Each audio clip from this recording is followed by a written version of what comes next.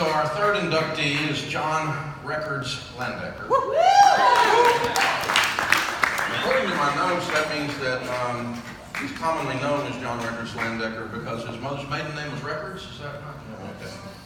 That's what it says here. I'm just going by this. So obviously he's famous for his legendary work, iconic work right here in Chicago's top 40 station WLS, known for his quick wit, his high energy, and his rapid-fire style, without a doubt.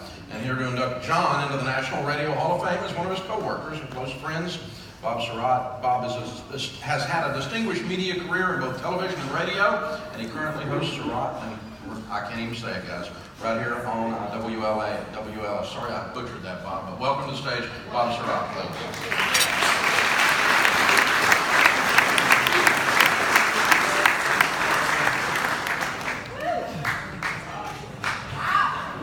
John Landecker's shows have always been the smartest, most creative, high-energy performances on the radio. He's constantly challenging the listener to keep up, which is why everyone kept coming back for more. And guess what? He's just as entertaining and interesting off the air as he is on the air. That's the blurb that I wrote for John and Rick Kempfert that they graciously included on the back cover of their book. The New York Times bestseller, Records Truly Is My Middle Name. That's a lie about it being a New York Times bestseller, but everything else I said is absolutely true. For the better part of the decade of the 70s, every weekday at about 5:55 p.m. on the Big 89, the Rock of Chicago, Music Radio WLS, I had the good fortune to say, John Records Landecker is next. But most afternoons, by the time my show started at 2 in the afternoon, I'd see John coming into the station already. If James Brown was the hardest working man in show business, John was the hardest working man in radio. He'd get busy early in the day, writing that evening's always clever opening comments, delivered very quickly, almost unintelligible unless you were really paying attention. John always liked to run the music hot. He'd be in early preparing features like Americana Panorama, clever play on words using a hit song title. Maybe he'd be producing a comic radio version of a movie like Star Wars, which he did with our great production engineer, Allie Rosen. Or one of his clever parody songs like Make a Date with the Watergate, featuring John as President Richard Nixon. And practically everyone else at the station reading the parts John wrote in his hilarious and biting commentary on the news of the day. You know, I was thinking about how now we turn to late night TV hosts for their witty take on what's going on in the world. And it dawned on me that John was doing his own version of The Daily Show between hit songs before any of those guys came along. And of course, nighttime across Chicago, across Middle America and beyond that, meant you could hear or try to participate, if you dared, in what I guess was the original form of random social media posts and tweets, only it was heard and not seen, the world-famous boogie check. John and I both shared great love and respect for a WCFL jock who I grew up with and who predated John on Chicago radio at night. His name was Ron Britton. Ron's show was a constant wall of sounds that he'd react to, and it was a nonstop theater of the mind performance. Well, John's 6 to 10 show had that element and more. He definitely made you think. You had to work a little to keep up with the program. John was sort of the thinking man's Ron Britton. And also very important to John was the playlist. FM was starting to come into its own back then, and John knew to compete and maintain his #1 ratings, he needed the right mix of mayhem and music. So let me tell you about the WLS jock meetings. The highlight would usually be, first you'd have Lou Jack staring up at the ceiling with a rolled up newspaper like that during the entire meeting. And then Landecker would be complaining about the bubblegum music he had to play at night and the album cuts that he couldn't play. And that would usually be followed by Fred Winston, who would stand up, turn to program director John Guerin and say, "I think everyone should be fired, John. This would be a good time to just clean house and start fresh." Poor John Guerin tried to control that group. Before you watch the video and see the fastest mind in radio at work, I just wanted to say that I'm very happy I was asked to be here tonight. This guy has always been a Hall of Famer. Take a look. Ladies and gentlemen, it's time for a boogie check. This is John Records Landecker.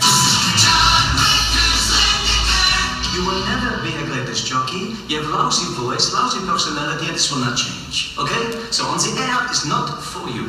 But you come on time, and you're a good worker. How about I make you program director?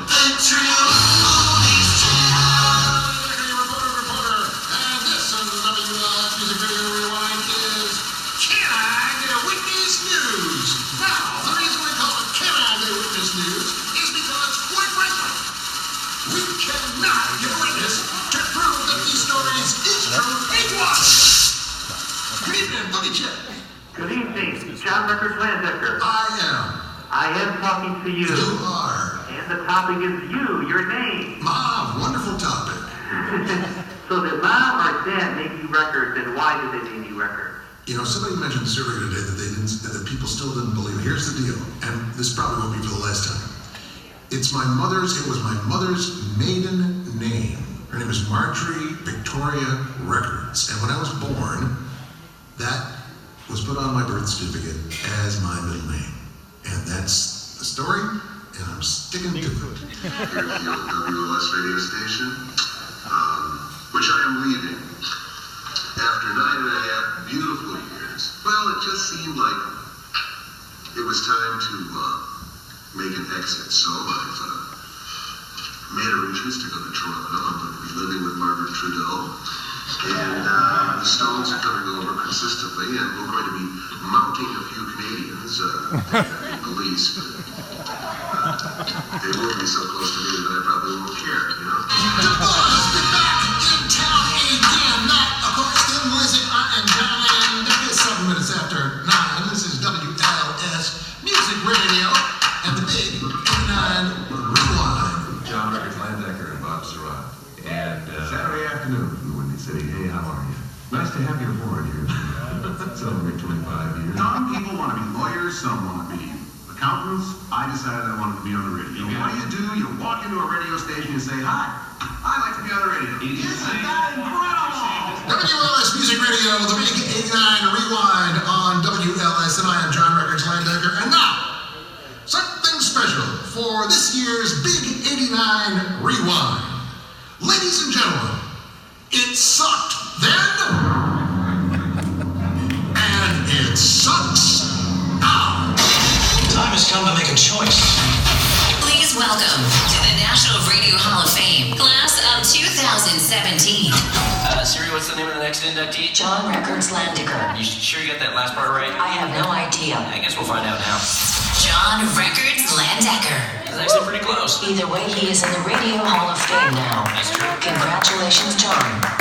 Ladies and gentlemen, John Records Landecker is next.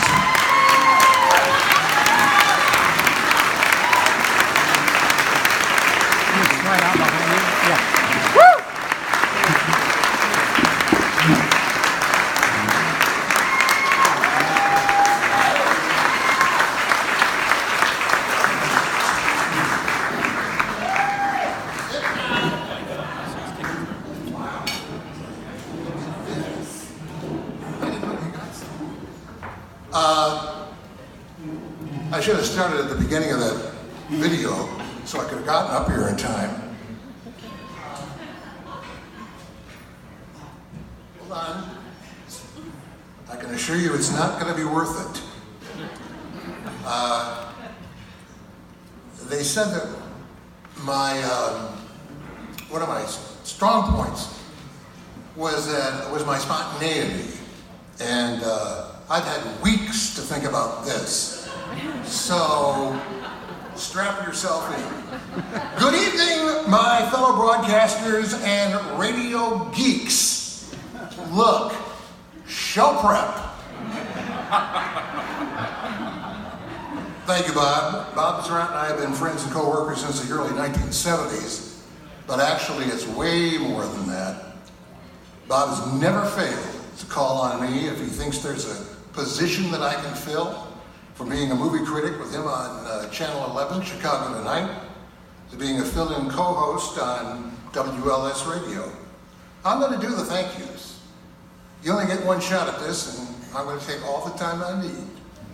Thank yous to my family, my parents Marjorie and Werner, my brother Tom, who flew in from Washington State, my sister-in-law Sharon, my nephew Will, his wife Caitlin, and their unborn child, who still has about a month left in Caitlin's womb. My daughters, Tracy and Amy. Amy flew in from Los Angeles along with Bradley Whitford. Also Bradley's daughter Frances, who allowed her father to drag her here tonight. Who is this guy, Dad? Was he on Spotify? I think we should consult tonight's program. Neely White. Amy's a longtime friend who I've known almost as long as I've known Amy. My wife Nika, my stepson David Garrity, who's here with his wife Sarah, and her mother Paulette Zelinsky. My other stepkids, Siobhan and Max Garrity. Siobhan and her fiance Nick Ginther are not here tonight because they left for Florida a couple of days ago. And who can blame them? My granddaughters Iris Lynch and Gatsby Garrity, and you know, while I'm at it, I'd like to thank my dogs. Zeke, Stella, Emma, Zubadash Dubo, Gypsy, Gus, Colt, and my stepdog Quincy. In the radio timeline, Lucy Dobson, Ted Heisel, Tom O'Brien, and Art Volo. I have known Art since high school. And I had a whole thing ready to do about Art until Art, as Art only does, came up to me when I was sitting at the table, told me a couple of things, and I think they're indicative of so much about who he is and how he is radio's best friend. This address is 360 North State. WLS Radio was 360 North Michigan. The last three numbers of my zip code are 360. Now, who puts that kind of stuff together? Also, and this is, I think, even more important, November 2nd is the anniversary of radio. Today, 1920, radio went on the air for the first time. So today, radio is 97 years old. And who else would know that but Art? Also, Jim Donahue, Dave Albury, Mike Rivers, Paul Drew, Mike McCormick, John Guerin, Marty Greenberg, Saul Foose, Bill Gable, Jan Jeffries, Kevin Robinson, Rick Kempfer and his wife Bridget, Dave Stern, Vince Argento, Elliot Ephraim, Kipper McGee, Mary June Rose, Brant and Lissa Miller, John Quick, plus Mike Dempsey and Ralph Fine, who made the journey all the way from Michigan City, Indiana, to be here tonight. Of course, I'd like to say thank you to the National Radio Hall of Fame, who have reignited my inner radio geek. By the way, if you are sitting next to someone who knows me, stand by for a massive eye roll. My grandfather, William J. Records, introduced me to the Lone Ranger on television in the mid-50s. When I later discovered that the Lone Ranger originated as a radio program in 1933, I began a decades-long fascination that continues to this day. I came to the conclusion that one of the program's main creators has been dumped to the wayside while others continue to profit from his creation. When I found out I was going to go into the National Radio Hall of Fame, I thought I'd check out who else is in here. My jaw dropped when I saw the name Franz Stryker, who in my opinion created the Lone Ranger, the silver bullets, the mask, Butch Cavendish, all of it from the mind and the values of Franz Stryker. Never before in the pages of history can one find a greater champion of justice. Well, I have been through the pages of history, and if anybody deserves a champion of justice, it's Franz Stryker. In a move motivated entirely by power and greed, George W. Trendle, the station owner, bullied Stryker into signing a contract that said everything and anything Stryker ever created from that time till the end of time belonged to Trendle. Stryker didn't have an agent. He didn't have leverage. It was a depression, and it was a job. Now, I doubt if any of them had any idea of the influence and longevity the Lone Ranger would have. Influence in the sense that it allowed the United States, especially the youth of this country, to regain something that had been crushed by the Depression: hope. Here was a champion of justice. Here was someone who had your back. Here was something you could believe in again. Recently, 60 Minutes did a piece on Julius and Ethel Rosenberg, who were convicted of spying on the United States in what was termed the crime of the century. The Rosenbergs had two sons, Robert and Michael. In the 60-minute piece, Michael was asked what it was like when the authorities came to take his parents away. Now, I'm paraphrasing here, but it was something like, I heard a knock on the door, I was listening to the Lone Ranger. So without saying so, Michael revealed that the lessons of American democracy via the Lone Ranger and Fran Stryker were broadcast into the home of Russian spies behind their back. The Ranger was a money machine for Trendle. Comic books, novels, movie serials, and the TV series with Clayton Moore and Jay Silverheels. So if you look at the early episodes of that TV show, the critics say it's a play written by based on a play written by Fran Stryker. Oh, that's so nice. Trendle sold the TV rights to the Lone Ranger for millions of dollars. In fact, at the time, it was the most money ever paid for television rights. He gave Stryker a bonus, $4,000. In the 2013 Lone Ranger movie with Arnie Hammer and Johnny Depp, there is no mention of Fran Stryker in the credits, yet they used his entire story. I did a Lone Ranger search on Dish Network. I told you I'm a radio geek, right? In the week of October 7th to the 14th, 2017, 137 episodes of The Lone Ranger would play on 4 different networks. 1933 to 2017, I believe that is 84 years. We should all live so long. When it comes to awards, you know how many times you've heard the expression, it's an honor just to be nominated. It's cliche, right? Well, not really. I found out I was going to be nominated when I read an email while I was on an elliptical machine at Planet Fitness. My initial reaction was like a rush, a thrill, if you will, like gasped. A few weeks later, I was buying a chainsaw at Cablin's Hardware in Michigan City, Indiana, when I got the email saying I was in. This time I played it cool. No gasping. However, I did regard it as a sign that I should buy the more expensive chainsaw.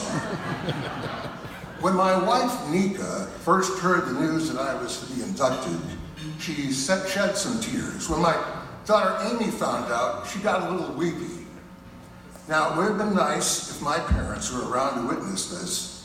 When I was a Boy Scout, I know, hard to believe, my mother, Marjorie Victoria Records, drove me all over Ann Arbor, Michigan, selling Christmas wreaths, door to door, to save up enough money to buy my first radio, a 6-transistor made by Channel Master, $36.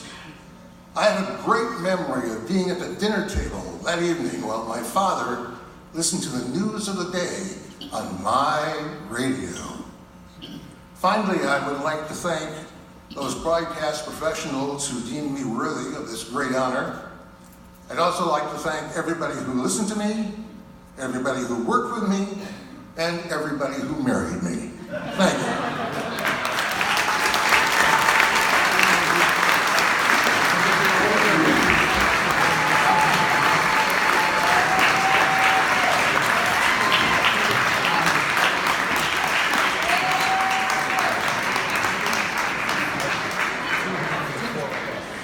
Inductees of the National Radio Hall of Fame in a variety of ways. Here to tell us how the voting for tonight's event was conducted is another National Radio Hall of Fame inductee himself, and tonight's announcer, Jim Bohannon.